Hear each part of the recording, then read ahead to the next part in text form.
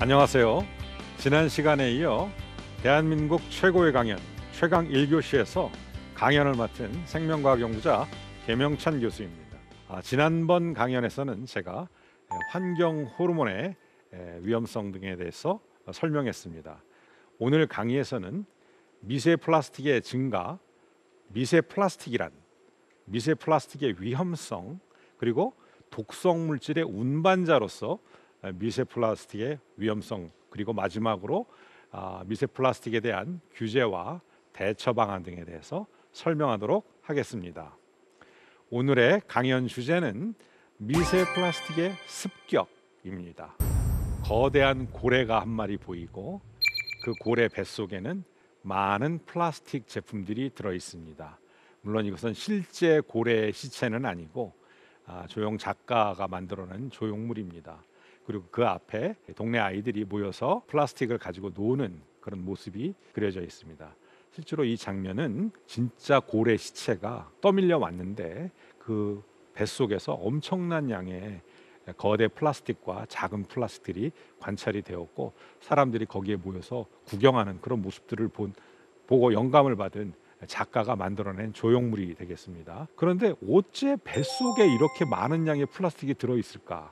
우리는 아마 이 플라스틱 때문에 고래가 죽은 것이다 라고 하는 것을 유추해 볼 수 있고, 이 사진 한 장으로 지구 환경이 엄청난 양의 플라스틱으로 신음을 하고 있다라는 생각을 우리가 갖게 됩니다. 21세기를 살고 있는 우리들은 플라스틱 문명에 플라스틱이 주는 이로움과 편리함을 우리는 만끽하면서 그렇게 살고 있습니다. 당연히 플라스틱이 많이 생산되겠죠? 보시면 가파르게 쭉 연간 플라스틱 생산량이 증가하고 있습니다. 특히 2020년 통계에 의하면 전 세계적으로 4억 5천만 톤의 플라스틱이 생산되었다고 합니다. 저는요, 4억 5천만 톤이라는 숫자가요, 사실 언뜻 이렇게 머리에 어느 정도의 규모다라고 추산이 되지 않아요. 하여간 어마어마한 양이다. 본격적으로 플라스틱이 생산되기 시작한 시대는 2차 대전이 끝나고 난 다음에 화학공업이 발전하고 전 세계가 경제적으로 크게 성장하는 그런 시기 동안에 플라스틱의 개발이 다양하게 시작이 되었고, 1980년대 그리고 90년대 그리고 2000년대를 들어오면서 그 전체적인 규모가 엄청난 양으로 증가하고 있는 것을 여러분이 볼 수가 있습니다. 아시아 국가에서 전 세계에서 생산되는 플라스틱의 약 51%를 만들어내고 있다는 것을 볼 수가 있습니다. 전 세계 플라스틱의 31%는 중국산입니다. 중국은 플라스틱의 메카입니다. 그리고 한국을 포함해서 많은 나라들이 역시 플라스틱을 상당량을 생산하고 있습니다. 재미나게도 보면 대한민국이 1등이에요. 몇 킬로예요? 98.2kg을 1년간 사용을 하고 있다. 저는 이 자료를 보면서 이것은 좀 부끄러운 1등이다 라는 생각을 했습니다. 한국 사람 참 플라스틱 꽤나 좋아하는구나. 저는 미국이나 아니면 중국이 1등 할 줄 알았어요. 그런데 이 자료를 보고 제 예상은 여지없이 빗나가고 말았다. 바다로 들어간 플라스틱이 어느 곳에 모이는 지역이 있습니다. 이 그림 지도를 보시면은요, 수와 중량, 플라스틱의 개수와 전체 그 플라스틱의 무게를 갖다가 표시한 것인데, 위에는 마이크로 플라스틱, 미세 플라스틱이죠. 밑에는 마크로 플라스틱, 보통 큰 플라스틱, 우리가 뭐 페트병 같은 거 이런 정도면 마크로 플라스틱에 해당하겠습니다. 눈에 보이는 플라스틱이죠, 쉽게 얘기해서요. 그런 것들의 숫자를 보시게 되면 마이크로 플라스틱이 전 세계적으로 가장 많은 곳 어디입니까? 바로 태평양 지역에 벨트가 빨갛게 형성되어 있는 것을 볼 수 있어요. 그 중에서 특히 미국의 서쪽에 하와이 섬이 있죠. 그 섬 근처 어디엔가는 우리나라 여의도에 엄청 몇십 배 더 많은 크기의 플라스틱 섬이 형성됐대요. 이 지구의 그 대양의 해류는 순환하잖아요. 순환하면서 플라스틱은 이제 보통 둥둥 뜨니까 이것이 해류를 타고 순환하다가 이상하게 순환이 정체되는 지역이 있어요. 그곳에 물에 뜨는 플라스틱이 모여 있는 거예요. 그것이 아주 빨갛게, 영어로 핫 스팟, 뜨거운 점으로 이렇게 표시가 되어 있습니다. 여기에 미세 플라스틱이 굉장히 개수가 많고, 그러나 중량적으로 놓고 보면은 중량은 그렇게 숫자만큼 그렇게 시뻘겋게 그림에서 표시되지 않았어요. 미세 플라스틱은 무게가 얼마 안 나가겠죠. 알갱이가 아무리 많아도. 그러나 역시 하와이 인근에 있는 플라스틱 섬의 미세 플라스틱의 중량도 최근에 많이 축적이 돼 있다. 마크로 플라스틱, 큰 플라스틱, 눈에 보이는 플라스틱, 바게스, 페트병, 뭐 여러 가지 우리가 쓰고 좀 덩치가 있는 플라스틱은 어디에 많이 모이는가? 역시 그 지역에 많이 모인다. 숫자는 많지 않아요. 왼쪽 아래 그림을 보시게 되면 빨간 점으로 보이는 게 아니라 그냥 조금 밝은 초록색 정도로 보입니다. 그런데 무게로 놓고 보면 굉장히 빨갛게 보여요. 왜? 덩치가 큰 만큼 무게는 많이 나가게 되니까요. 결국에 동일 지점이 대형 플라스틱이든 미세 플라스틱이든 모여 있는 지역이 있더라. 그것이 거의 섬을 만들 정도가 되었다. 라는 얘기입니다.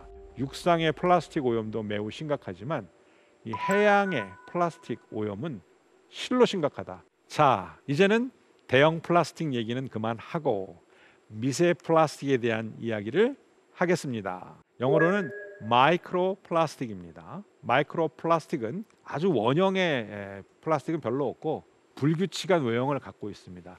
가장 긴 길이를 장축이라고 얘기하는데 장축 기준으로 5mm 이하의 크기를 가지면 우리는 그것을 미세 플라스틱이다 이렇게 얘기를 해요. 그런데 그것보다 훨씬 작아서 100 나노메타, 이것은 눈에 보일까요? 안 보일까요? 네, 보이지 않습니다. 100 나노메타보다 작은 플라스틱을 우리는 나노 플라스틱이다 이렇게 얘기를 해요. 자, 5mm 이하짜리로부터 100 나노메타 이상의 크기를 갖는 모든 플라스틱은 그러니까 뭐다? 미세 플라스틱이다, 마이크로 플라스틱이다 이렇게 얘기를 하는데, 여기 지금 가운데 있는 그림을 보시면 뭐 DNA도 있고 박테리아도 보이고 찐득이도 보이고 개미도 보이고 나방도 보이고 개도 보여요. 그렇죠? 이거 왜 보여주죠? 상대적인 크기를 보여주는 거예요. 나노라는 것은 거의 분자 수준의 크기를 보여주고 있고요. 미세 플라스틱 5mm 정도의 사이즈는 작은 개미 정도의 사이즈예요. 거대 플라스틱도 있어요. 메소 플라스틱, 중형 플라스틱, 마크로 플라스틱, 대형 플라스틱, 메가 플라스틱, 엄청나게 큰 플라스틱. 그런데 오늘 우리가 공부하고 오늘 위험하다고 얘기하는 것들의 상당수는 바로 이런 대형 것이 아니고 작은 것, 마이크로 플라스틱, 그보다 혹은 더 작을 수 있는 내노 플라스틱에 관련된 이야기다 이렇게 얘기를 할 수가 있습니다. 제가 5mm보다 작은 거는 마이크로 플라스틱, 미세 플라스틱이다 이렇게 얘기를 했어요. 뭐 그런 정도의 기준밖에 없는 것인가? 아닙니다. 미세 플라스틱은 1차 미세 플라스틱이 있고 또 2차 미세 플라스틱이 있을 수 있는데요. 자, 그림을 보시면 여러분 대번에 이해가 가실 것 같습니다. 좌측에 있는 그림은 1차 미세 플라스틱입니다. 어떤 그림이 보이시죠? 칫솔이 있고 치약이 거기 짜져 있어요. 그 위에는 자동차 표면을 문지른다거나 아니 심지어는 피부 표면을 갖다가 문지르는 뭐 스크럽이라고 그러죠. 그런 연마제 계통 이런 것들이 표시가 돼 있습니다. 이것들은 바로 뭐냐면은 여러분 이빨을 잘 닦기 위해서는 치약이 필요하죠. 치약에는요 연마제와 세정제가 들어가 있어요. 그래야 이빨이 잘 닦이고 입안에 그 이빨에 붙어 있는 플러그, 치석이죠. 이런 것들이 잘 깨끗하게 제거가 될 수 있어요. 너무 세게 문지르면 이빨이 닳습니다. 왜 그럴까요? 그 안에 연마제 역할을 하는 작은 알갱이들이 들어 있는데, 오른쪽 상단에 있는 큰 그림이죠. 이게 바로 뭐냐면은 1차 미세 플라스틱 알맹이를 모아놓은 것인데요. 처음에 치약에 넣기 위해서는 치약에 적합한 미세 플라스틱 사이즈가 있겠죠. 그것이 가령 뭐 1mm짜리다. 또는 뭐 0.1mm 크기의 사이즈다. 그럼 그것의 용도에 맞게 제조 공장에서 그 사이즈에 맞게 특정한 재질로 된 플라스틱을 생산을 해요.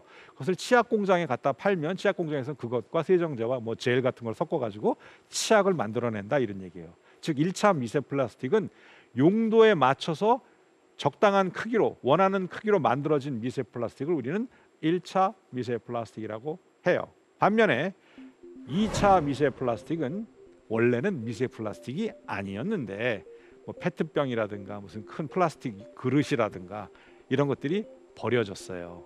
그래가지고 뭐 해양에 투기가 됐습니다. 그랬는데 바다에는 파도가 치고요, 태양빛이 계속 쬐집니다. 여름에는 뜨겁고 겨울에는 좀 차갑고 이런 변화가 일어납니다. 이것을 우리는 물리화학적 스트레스다 이렇게 얘기를 할 수가 있는데, 이런 플라스틱도 물리화학적 스트레스를 받으면 마치 돌이, 암석이 풍화작용을 겪듯이 이런 플라스틱들도 풍화작용을 겪게 돼가지고 큰 플라스틱이 뭐 이만한 플라스틱이 이만한 플라스틱으로 다시 더 작은 거로 그리고 미세 플라스틱으로 또는 나노 플라스틱으로 쪼개지는 수가 있어요. 이렇게 거대 커다란 플라스틱으로부터 잘게 쪼개져서 5mm 이하 사이즈로 작아진 미세 플라스틱을 우리는 2차 미세 플라스틱이다, 이렇게 얘기를 하는 것이죠. 자, 그러면 거대 플라스틱은 차지하고 눈에 막 보이는 플라스틱 막 여러분 막 이렇게 바닷가 가보면 막 사람들이 쓰고 버리고 어디선가 떠밀려온 뭐 이런 것들 많이 보시죠. 그렇죠? 그런 거 말고 그런 거는 적당히 이렇게 청소 인력을 동원해서 또는 내가 직접 이렇게 걷어내면 쉽게 걷어낼 수가 있습니다. 그런데 5mm보다 작은 사이즈의 플라스틱은 도대체 내가 그걸 어떻게 다 해변이나 바닷물에서 그걸 다 걷어내겠어요? 되게 어려운 문제입니다. 이게 제가 동그라미 친 자료를 이렇게 보시게 되면 여기에는 우리의 낙동강 이슈아리, 즉 하구입니다. 하구라는 곳은 담수와 바닷물이 섞이는 곳이죠. 그런 지역에서 물을 채취해 가지고 미세 플라스틱 개수를 측정해 봤어요. 그리고 또 인천 경기만 지역 그쪽 바닷물에서 떠가지고 미세 플라스틱을 측정해 봤는데, 그림에서 그래프의 크기를 보시면 아시겠지만 상당히 높은 수준의 것이 낙동강 지역과 하구 지역과 인천 앞바다, 경기만 지역에서 검출이 됐어요. 이거 불명예스러운 자료입니다. 아까 한국인의 1인당 플라스틱 소비량이 1등이라고 그랬잖아요. 근데 여기에서도 이렇게 한국의 특정 지역에서는 굉장히 높은 수치로 나와요. 물론 이 자료에서 1등은 영국에 있는 어떤 강 하구 지역에서 굉장히 높게 나왔습니다. 그렇지만 거의 그것에 버금가는 수치가 나왔어요. 여러분, 이 낙동강 하구 지역, 이 부산 지역이 그런 곳이죠. 그 다음에 인천, 서울, 경기 지역이죠. 그렇죠? 인구 밀집 지역이고 대량 생산과 대량 소비가 이루어지는 그런 지역이기도 합니다. 당연히 플라스틱의 폐기물 처리가 많은 곳이기도 하거니와 그것의 결과로 인해서 이런 지역의 기수역과 그 다음에 해수역에서 미세 플라스틱 개수도 엄청나게 많이 검출되고 있다는 것입니다. 그런 곳에 미세 플라스틱이 많이 있다? 그러면 뭘 생각할 수 있을까요? 거기에는 물고기, 조개 뭐 이런 것들이 살겠죠. 자연스럽게 우리의 밥상으로 올라오게 될 것이라는 것이 더 두려운 사실입니다.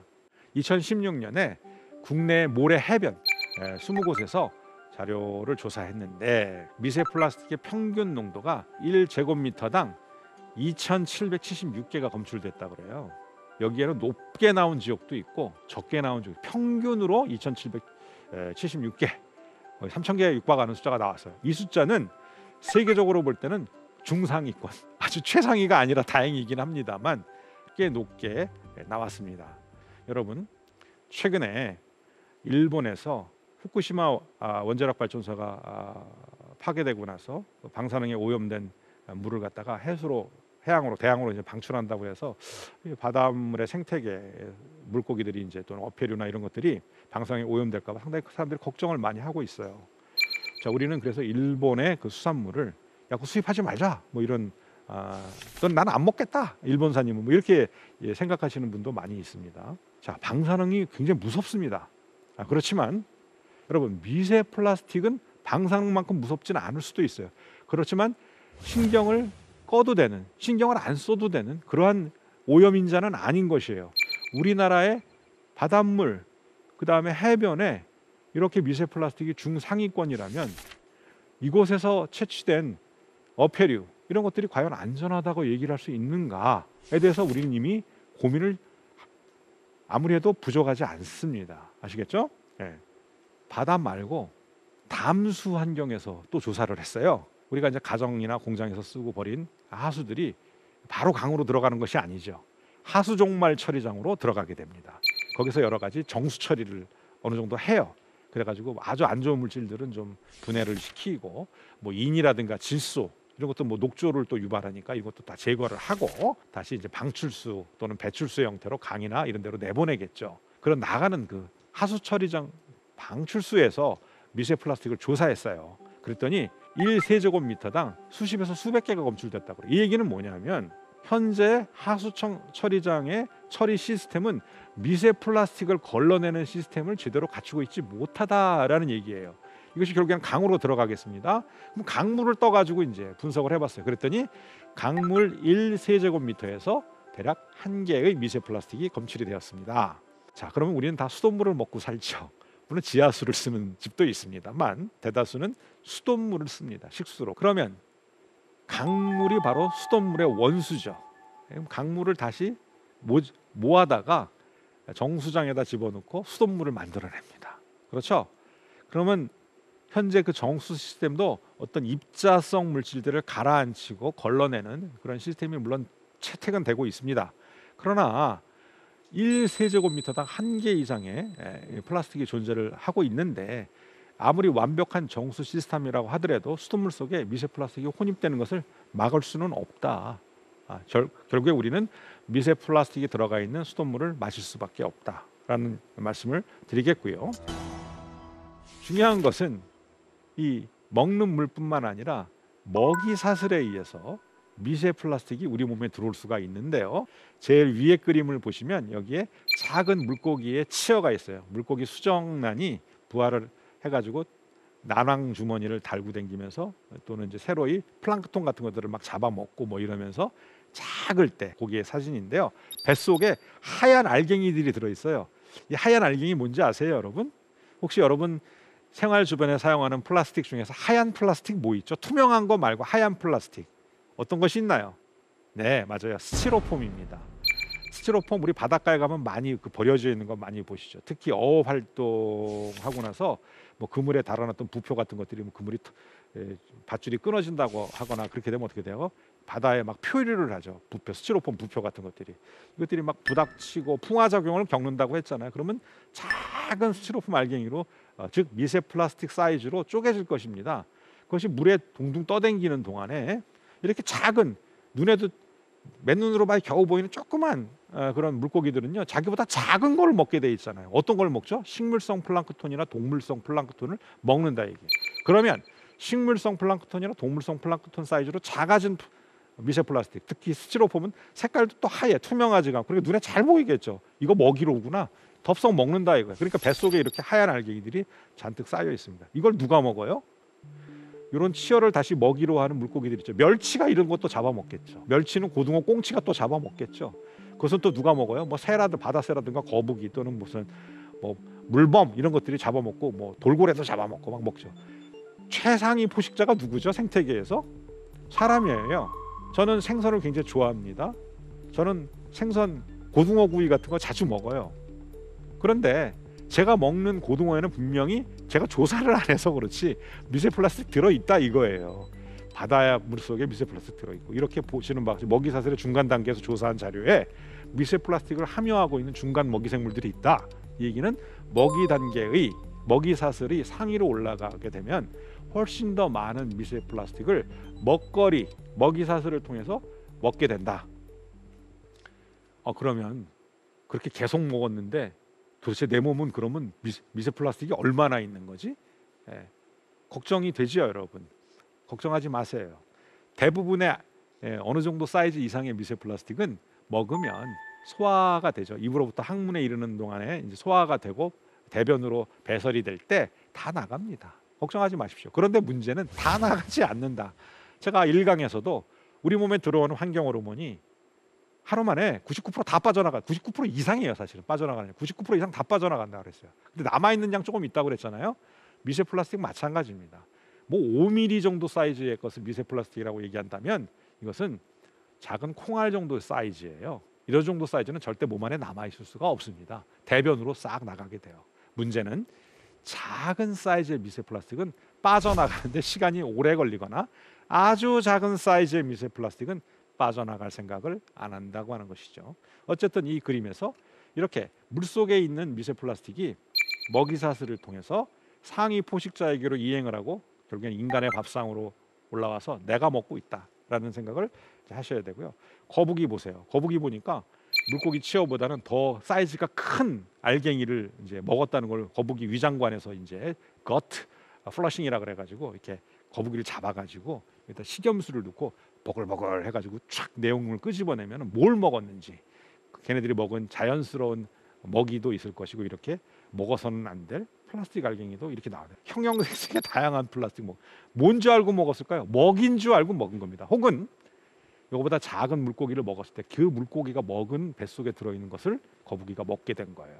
그 외에도 이 그림의 밑에서 보면 조개가 있어요. 영어로 지금 filter feeder라고 표현을 했습니다. filter feeder가 뭐냐면은 걸러서 먹는 생물들이란 뜻이에요. 여러분 조개는요.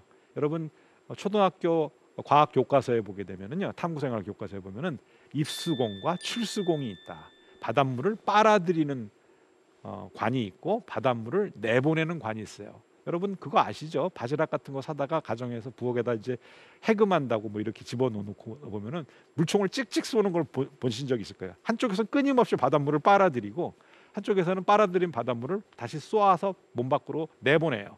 그럼 그 가운데는 뭐가 있냐면은 거름 장치가 있어요. 필터가 있어요. 걸러진 것은 일단 조개 입장에서는 뭐죠? 먹입니다.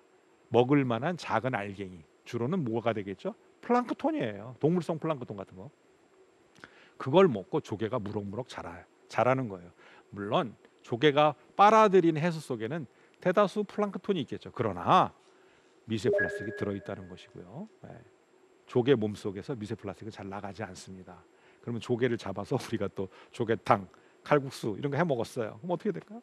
미세 플라스틱 국 먹는 거죠. 바닥에는 어떤가? 해저에도 가라앉은 미세 플라스틱이 있어요. 비중이 좀 큰 플라스틱 같은 경우에는 뜨는 게 아니라 가라앉겠죠. 그럼 바닥에서 저서 생물이라고 하는 것들이 그것들을 섭취를 합니다. 여기 지금 개가 한 마리 나와 있는데 개는 바닥을 기어댕기잖아요. 이런 것들 막 잡아 먹어요. 그럼 어떻게 돼? 개 뱃속에도 이 미세 플라스틱이 들어있다. 이건 다시 또 우리가 게찌개, 게장 이런 거 해가지고 또 막 먹잖아. 그러니까 어떻게 되죠? 우리 몸에 다양한 경로를 통해서 미세 플라스틱이 먹이사슬을 통해 들어올 수밖에 없다라는 것입니다. 그러면 미세 플라스틱에 우리 인체는 어떤 경로로 노출되는가? 제가 아까 좀 너무 바다 얘기만 한 것 같아요. 그렇죠? 아닙니다. 이 농작물, 이 곡물이나 야채나 이런 것들을 통해서도 얼마든지 미세 플라스틱이 우리 몸에 들어올 수가 있습니다. 그 외에도 숨 쉬는 공기에도 미세 플라스틱이 있어요. 우리가 흔히 공기 중에는 공기만 있나요? 산소와 질소, 이산화탄 이런 것만 있는 게 흔히 말하는 공기가 아니에요. 여기에는 입자들이 있어요. 우리 그것을 뭐라고 부르죠? 먼지라고 불러요. 그렇죠? 이런 먼지 중에는 크고 작은 입자들이 있습니다. 그 중에 미세 플라스틱 사이즈에 해당하는 그런 입자들이 있을 수 있고요. 이런 것들이 우리가 코로 숨 쉬어서 이렇게 우리의 호흡기로 들어올 수가 있습니다. 봄철이 되면은 황사가 이렇게 막 찾아오고 다른 나라에서 중국이나 몽고죠 이런 데서 발생한 미세먼지가 쫙 오게 됩니다. 그 전부 다 사실은 입자들이죠. 그렇죠? 그런 입자들 중에는 미세 플라스틱 입자도 있을 수 있다라고 하는 것이고요. 바닷물이나 담수 또는 우리가 음용수 이렇게 마시는 물을 통해서도 얼마든지 또는 식탁을 통해서도 얼마든지 많은 양의 미세 플라스틱이 우리 몸에 들어올 수가 있다. 그러니까 여러 가지 경로를 통해서 미세 플라스틱은 우리 몸에 들어오는구나라는 사실을 알 수가 있어요. 이 그림은 우리 몸이 섭취하고 있는 미세 플라스틱의 어떤 경로를 통해서 들어오는 것이 가장 높은 비중을 차지하고 있는가를 보여주는 그림인데요. 역시 가장 많은 것은 먹는 물, 음용수를 통해서 최대의 미세 플라스틱이 우리 몸으로 들어오고 있구나. 가장 많은 양의. 두 번째 원인이 바로 해산물이에요. 해산물을 통해서 많이 들어온다. 세 번째는 외국 자료인데요. 보시면은 심지어는 맥주를 통해서도 미세 플라스틱이 우리 몸에 들어오더라 하는 얘기고요. 그 다음에 마지막으로 소금, 바다 물을 수분을 증발시켜서 만든 천일염. 이 천일염이 그 바닷물 자체가 미세 플라스틱 오염이 됐을 경우에 천일염이 당연히 미세 플라스틱 들어있겠습니다. 이런 순서대로 미세 플라스틱이 우리 몸에 들어온다. 어느 정도가 들어오느냐? 5g per week. 일주에 대략 5g의 미세 플라스틱이 우리 몸으로 들어와요. 바로 5g이라고 하는 양이 어느 정도냐? 신용카드 한 장 정도의 중량이라고 해요. 신용카드 플라스틱으로 되어 있죠. 일주에 신용카드 한 장은 씹어 먹는 거예요. 쉽게 얘기해가지고 어떤 여성이 지금 신용카드 물어 뜯고 있는데 바로 일주에 신용카드 한 장 먹는다. 그러면 1년이면 얼마예요? 대략 한 250g 이상의 미세 플라스틱 먹고 있어요. 그러면 10년이면 2.5kg, 한 3kg 가까이. 내가 지금 살이 찌는 게 이게 플라스틱 살인가? 오해할 수 있죠. 그렇지는 않죠. 왜냐하면 대부분은 대변을 통해서 배설된다고 했으니까. 그러나 어쨌든 일단 들어오는 양 기준으로는 일주에 5g의 미세 플라스틱이 우리 몸으로 들어오고 있다. 이거 그러니까 어떻게 해야 돼요? 잘 배설하는 게 매우 중요하겠죠. 지금 여기 이 자료는 뭐냐면은 어떤 환경단체, 연구단체에서요, 시중에 유통되고 있는 페트병에 들어있는 생수 있잖아요. 생수들을 여러 가지 국가에서 만들어진 생수들을 다양한 브랜드의 것을 조사를 했습니다. 그랬더니 조사한 생수 제품의 약 93%에서 미세 플라스틱이 검출됐대요. 미세 플라스틱이 없을 수 없어요. 제조 공정이라든가 심지어는 이게 페트병을 탁 돌려서 따는 순간에도 팍 깨지면서 그 뚜껑이 딱 깨지면서 거기서 미세하게 미세 플라스틱 가루가 형성이 되면서 그 안으로 들어가요. 병 안으로 마시게 되는 거예요. 그렇게 하면 이제 미세 플라스틱 검출되는 것인데, 가급적이면 미세 플라스틱 알갱이가 적게 검출된 생수 사 먹어야 되겠죠. 그러고 싶겠죠, 여러분. 그렇죠? 물 맛도 중요하지만 맛보다 더 중요한 건 나의 건강이니까. 그렇죠? 이런 것들은 앞으로 생수 업자들에겐 굉장히 좋은 경고가 될 것입니다. 미세 플라스틱 관리를, 생산 관리를 잘하지 못하면, 생수 관리를 잘하지 못하면 앞으로 시장에서 쫓겨난다라는 것을 의미하고 있습니다. 자, 그다음에 또 어떤 경로로, 우리가 생각지도 못했던 경로를 통해서 미세 플라스틱이 들어오는가? 여러분 왼쪽 그림 보세요. 이게 뭐예요? 아마 갈색, 약간 불그스레한 갈색 차인 거 보니까 이것은 홍차나 아니면 뭐 차 종류예요. 그렇죠? 여기 보면은 어떤 소비자가 티백을 여기다 담가 가지고 차를 우려서 마시고 있어요. 그런데 실험을 해봤어요. 티백을 담갔다 꺼낸, 그래서 우려낸 그 물에 과연 미세 플라스틱이 있는가? 상당한 양의 미세 플라스틱 파티클들이 그 차에 있다라는 것입니다. 심지어는 내노 플라스틱도 많이 검출이 됐다는 얘기예요. 여러분, 저는요, 과학자로서 미세 플라스틱도 위험하지만 미세 플라스틱은 웬만하면 대변으로 나온다, 이렇게 믿고 있어요. 나노 플라스틱은 거의 안 나온다고 보면 된다. 이 나노 플라스틱이 이렇게 많다는 얘기는 어쩌면 이런 티백을 사용한다는 것은 매우 위험한 행동일 수도 있다 라는 것을 의미할 수도 있습니다. 자, 먹거리 얘기로 다시 좀 더 가보겠습니다. 해산물, 어패류 중에 패류, 굴이나 홍합, 바지락, 가리비 다 조개 종류죠. 이것에서 미세 플라스틱이 얼마나 나온지를 조사했어요. 봤더니 바지락 100g에는 대략 미세 플라스틱 34개가 있었어요. 담치, 이게 뭐냐면 홍합이에요. 쉽게 얘기해서 홍합 국물 맛있잖아요. 저도 좋아하거든요. 홍합에서는 홍합 100g당 12개의 미세 플라스틱이 나왔대요.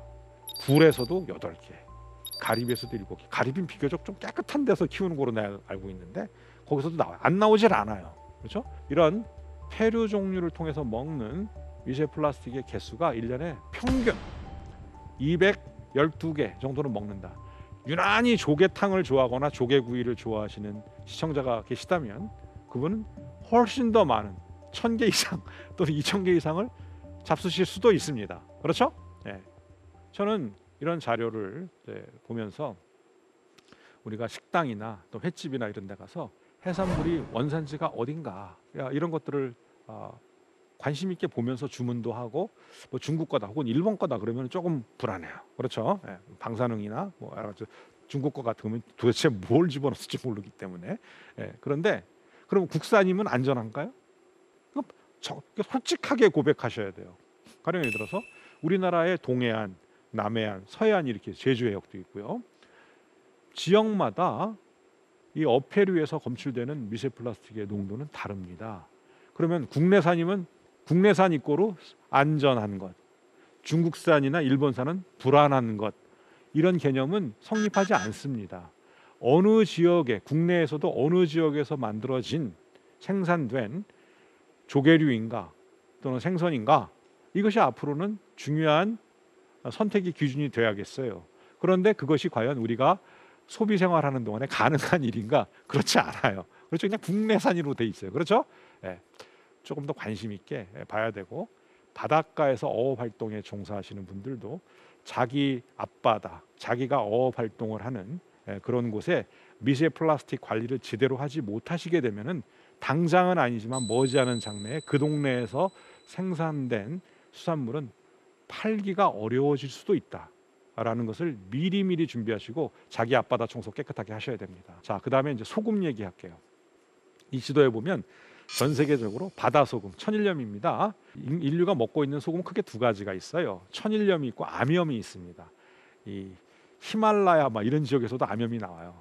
네팔 같은 데 여행해 보면요, 암염을 막 기념품으로 팔고 그럽니다. 그 지역이 과거 아주 오랜 지구 역사로 놓고 볼 때 그 당시에 거기가 바다였다는 거예요. 거기 그러니까 막 조개 막 화석이 막 나오잖아요. 예, 그것이 굳어가지고 암염으로 이제 하는 것인데 그 당시에 플라스틱은 없던 시대죠. 그렇죠? 플라스틱은 거의 20세기 이후에 본격적으로 생성되기 시작했으니까. 그러면 암염은 괜찮아. 그럼 뭐가 문제죠? 천일염 바닷물을 건조해서 증발시켜서 만든 거니까 어떻죠? 당연히 거기에는 미세 플라스틱이 있을 수밖에 없어요. 지금 이 자료 한번 보세요. 보시면 인도네시아에서도 소금이 많이 만들어지는데 야, 엄청난 양의 미세 플라스틱이 들어 있어요. 한국은 뭐 그것에 비하면 세 발의 피입니다. 미국에서도 천일염에서 플라스틱이 나오게 돼요. 식탁에 올라오는 소금을 우리는 뭐 기능성 소금도 많이 줘요. 뭐 천일염을 얻어다가 그거를 막 불에다가 달궈가지고 몇 번 구운 소금이다, 좋은 거다. 일단 허브를 집어넣어서 뭐 여러 가지 비싼 부가가치가 높은 그런 소금으로 가공해서 먹는데 가장 중요한 것은 뭐죠? 미세 플라스틱이 없는 소금이 더 우선한다고 저는 생각합니다. 아시겠죠? 우리는 소금을 원하지 미세 플라스틱을 원하지 않는다. 자, 바닷물이 들어오면 어떻게 될까요? 그 동네에서 만들어진 소금은 미세 플라스틱에 오염된 소금은 앞으로 팔기 어려울 것입니다. 소비자는 그렇게 멍청하지 않습니다. 그렇죠? 어느 지역에서 어느 정도의 바닷물에서 미세 플라스틱이 나오는가를 똑똑한 사람들은 다 모니터링 한다는 얘기예요.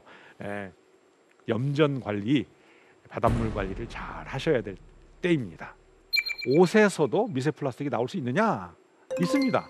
여러분, 이 의복, 이 옷은요 섬유로 만들죠. 섬유에는 천연 섬유가 있어요. 면, 마, 모시, 울, 여러 가지 천연 섬유가 있습니다. 이런 섬유들은 미세 플라스틱이 아니에요. 그런데 합성 섬유, 대표적인 것으로 폴리에스테르, 나일론, 아크릴 섬유 이런 것들은 전부 다 이거 플라스틱입니다. 플라스틱 섬유예요. 이런 플라스틱 섬유가 100%로 되어 있는 의복도 있고요. 여러분 지금 입고 계신 옷 한번 레이블 다 뒤집어가지고 잘 보세요. 이 퍼센트가 다 표시가 돼 있거든요. 면과 뭐가 섞여 있다, 폴리에스테르 섞여 있다, 또는 마와 뭐 섞여 있다. 이렇게 혼합돼서 만들어진 섬유로 된 의복도 있습니다. 어쨌든 거의 지금 현대인이 입고 있는 옷의 대부분은 다소간의 차이는 있지만 합성 섬유들이 포함되어 있습니다. 합성 섬유를 우리는 뭐로 봐야 되느냐? 미세 플라스틱으로 봐야 되고, 그럼 합성 섬유가 플라스틱이면 플라스틱이 잘게 쪼개지면 미세 플라스틱이 된다 그랬죠? 다음 자료를 한번 보십시다. 바로 옷을 세탁을 할 때 섬유로부터 작은 섬유 조각들이 떨어져 나옵니다. 그것은 마치 창과 같은, 현미경으로 놓고 보면요 정말 날카로운 유리 파편과 같은 창처럼 보이는 미세 플라스틱들이 나오는데요. 대략 6kg의 아크릴 섬유, 대표적인 6kg짜리 아크릴 제품은 뭐가 있을까요? 담요예요. 합성 섬유로 된 담요 같은 거 있잖아요. 이런 거 세탁기 놓고 빨잖아요. 그러면요 70만 개가 넘는 숫자의 미세 플라스틱, 아크릴로 되어 있는 창처럼 생긴 미세 플라스틱이 나온다는 거예요. 둥글둥글하게 생긴 미세 플라스틱은 좀 덜 위험할 수도 있다고 합니다. 근데 뾰족하게 생긴, 바늘처럼 생긴 미세 플라스틱은 세포를 찌를 수가 있어요. 아시겠어요?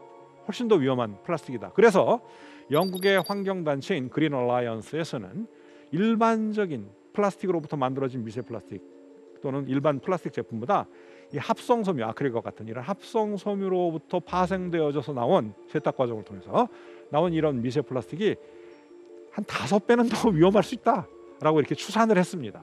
여러분, 그러니 우리가 활동하는 것 자체가 우리의 생활 환경 습관 자체가 엄청나게 미세 플라스틱을 양산하고 있는 그런 문화를 우리가 지금 하고 있다. 주거 문화, 의식주 문화를 하고 있다. 이렇게 우리가 보실 수가 있습니다. 자, 그러면 여기서부터는 마이크로 플라스틱의 유해성, 쉽게 말해서 독성 이런 것에 대해서 설명을 드릴게요. 여러분, 마이크로 플라스틱은 원래 뭐였다? 플라스틱이었다. 그렇죠? 플라스틱은 종류가 여러 가지가 있습니다. 제가 1강에서도 설명했듯이 비스페놀 A가 많이 들어간 폴리카보네이트, 또는 비스페놀 A가 또 다른 용도로 많이 들어간 에폭시, 또는 다양한 종류의 잘 구부러지고 부드러운 플라스틱인 프탈레이트를 사용하는 그런 플라스틱. 그 외에도 폴리프로필렌, 폴리스타이렌, 다양한 종류의 플라스틱이 생산되어 사용되고 있습니다. 이것들이 1차 형태든 2차 형태의 마이크로 플라스틱화 되었을 때 그것이 이제 생명체에 어떤 영향을 미치는가에 대한 것은 바로 1차적으로는 미세 플라스틱을 만들어낸 그 오리지널 플라스틱의 재료가 무엇이었는가? 그것이 만약에 비스페놀 A로 만들어진 플라스틱이었다면 미세 플라스틱 당연히 비스페놀 A를 함유하고 있겠죠. 그럼 미세 플라스틱을 먹는 순간에 비스페놀 A가 우리 몸에 들어올 수가 있는 것입니다. 이런 식의 미세 플라스틱의 구성 물질이 뭐였는가에 따라서 다양한 독성을 유발할 수가 있는데 그 중에는 조금 더 강하게 비교적 중간 정도 또는 미약한 정도의 이렇게 차등적으로 다양한 화학적 독성을 유발할 수가 있다는 것이에요. 생체 내에 들어왔을 때요. 그러나 그 독성이 일어날 때 어떤 방식으로 독성이 나타나는가를 한번 보게 되면 공통점이 하나 있어요. 전부 다 산화적 손상을 통해서 1차적으로 세포에게 손상을 입힌다는 거예요. 데미지를 입혀요. 산화적 손상이 뭐예요? 이것은 그리 말해서 산화된다는 개념입니다. 쉽게 얘기해서 세포막이 산화돼요. 세포막이 보들보들 하고 탄력이 있어야 되는데 산화되면 딱딱해집니다. 툭 찢어져요. 세포막이 터졌다는 얘기는 뭐예요? 죽었다 이런 얘기 쉽게 얘기해가지고 아시겠어요? 건강하지 못하다. 산화적 손상이 많아지면 세포가 심지어는 암도 생길 수 있어요. 되게 안 좋은 것입니다. 이 산화적 손상. 그러나 너무 또 산화 그렇게 위험한 거야? 그렇지 않습니다. 정상적인 세포가 생명 현상을 유지하기 위해서는 마이토콘드리아라는 것이 필요합니다. 미토콘드리아 또는 영어로 마이토콘드리아 이렇게 얘기하는 것이 있는데 이것이 ATP라고 하는 에너지 화학 물질을 만들어내야 우리가 살아있는 거예요. 그 과정에 필연적으로 이 산화 반응성 산소족 같은 게 조금씩 생깁니다. 이것들은 아주 낮은 수준으로 있을 때는 우리의 생명 현상 유지에 오히려 필요한 것일 수도 있어요. 그런데 이것이 다양한 스트레스로 인해서 화학적 스트레스, 물리적 스트레스, 미세 플라스틱의 스트레스, 환경 호르몬의 스트레스 이런 다양한 스트레스로 인해서 산화적 손상이 생길 때는 생리적인 수준보다 훨씬 10배 그 이상의 높은 농도로 산화적 손상이 발생할 수가 있고 그 결과로 세포가 손상을 받게 되면 어떻게 된다? 죽는 거예요. 기능을 못하거나 미치거나 이상한 행동을 암처럼 되거나 그래서 심혈관 질환이나 뭐 신장 기능이 바뀌거나 소화, 장기, 위장이 바뀌거나 신경계통이 망가지거나 생식 기능이 망가지거나 호흡계가 망가지거나 할 수가 있어요. 또는 성장이 잘 안 되거나 그다음에 기형아가 생기거나 심지어는 어떤 종류의 암이 생길 수 있다. 뭐 때문에? 산화적 손상 때문에. 이것은 잘 알려진 팩트입니다.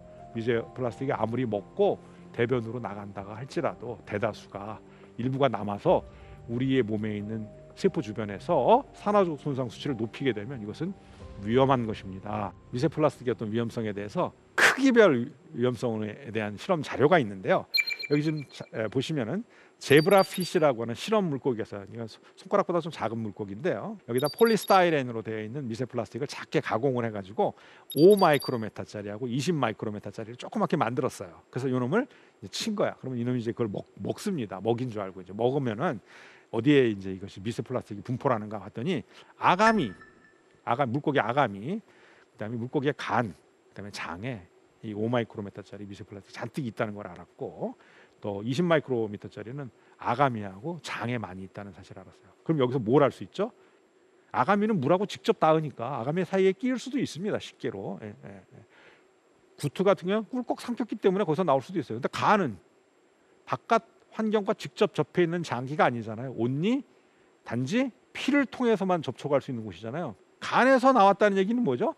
20 마이크로메타짜리는 좀 큰 거는 간에서 안 나와. 근데 5 마이크로메타짜리는 간에서 나와. 이 얘기는 작아지니까 혈액으로 들어갔구나라는 걸 알 수가 있어요.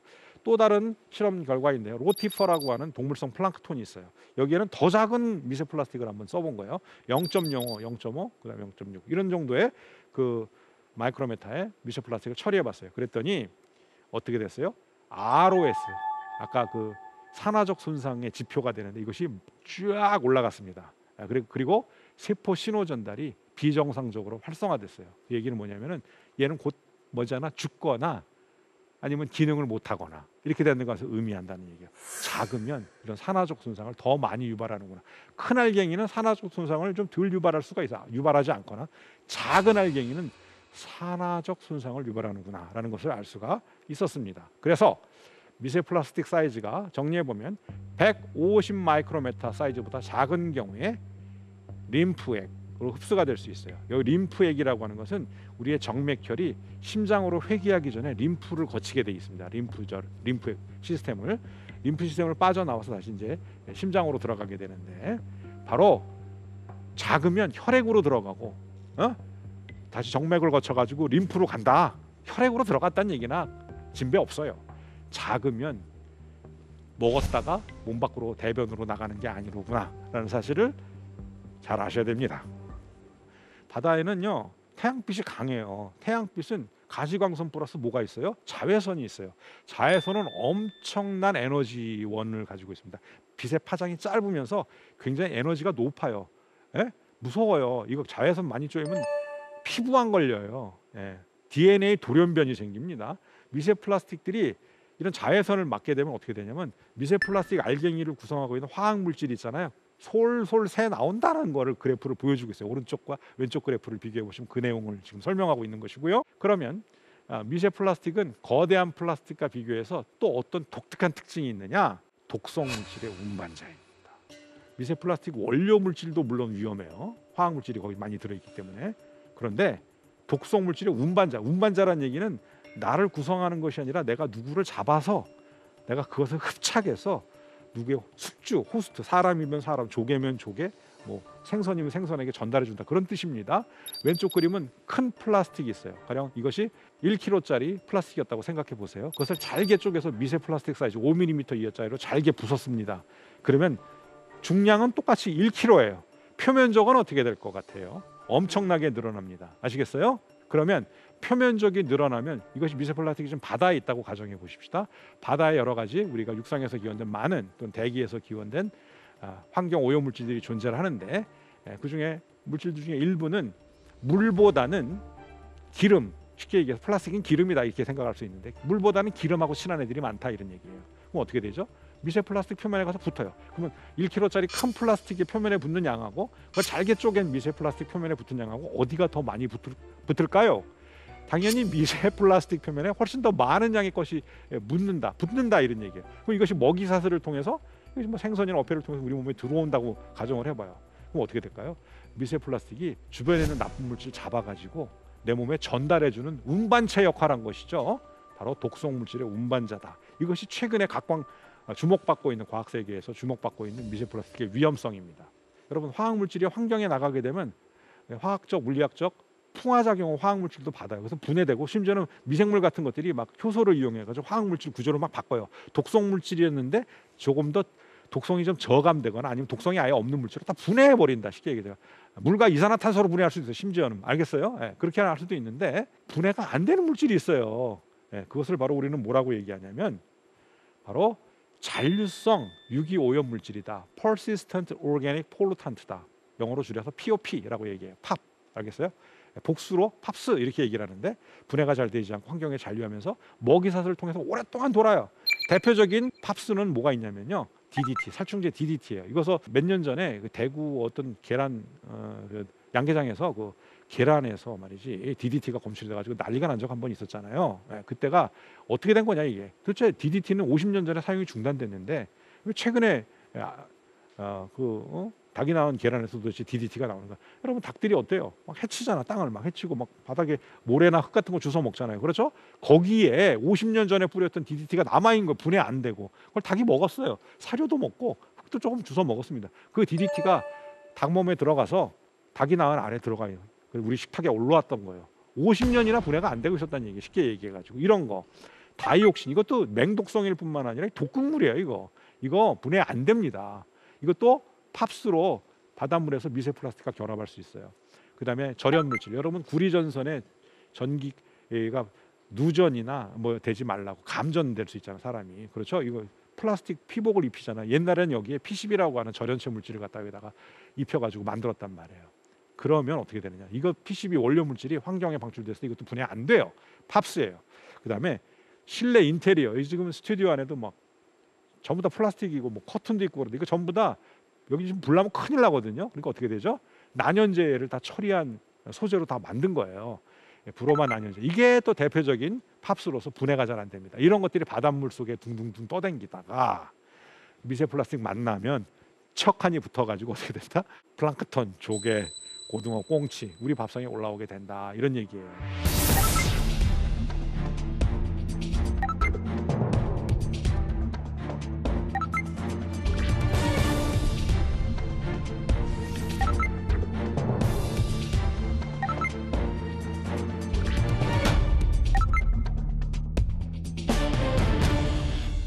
일회용 플라스틱의 어떤 제조, 사용에 대해서 우리는 이제 너무나 심각하구나.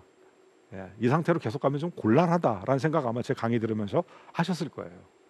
이 플라스틱 병 하나가 완전히 분해돼요. 그래서 그 물질, 화학 물질로 완전히 분자 수준으로 다 쪼개지는데 얼마가 걸리냐면요, 450년이 걸린대요. 내가 지금 무심코 페트병 하나 사가지고 먹고 쓰레기통에 버렸습니다.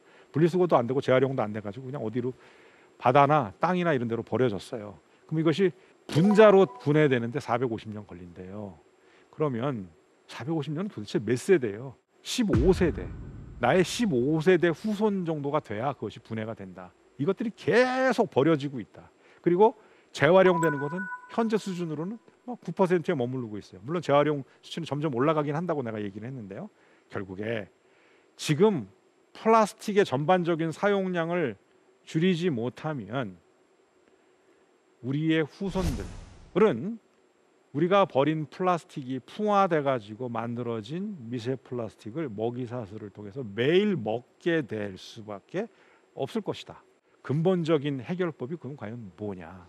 플라스틱 사용을 줄이는 거예요.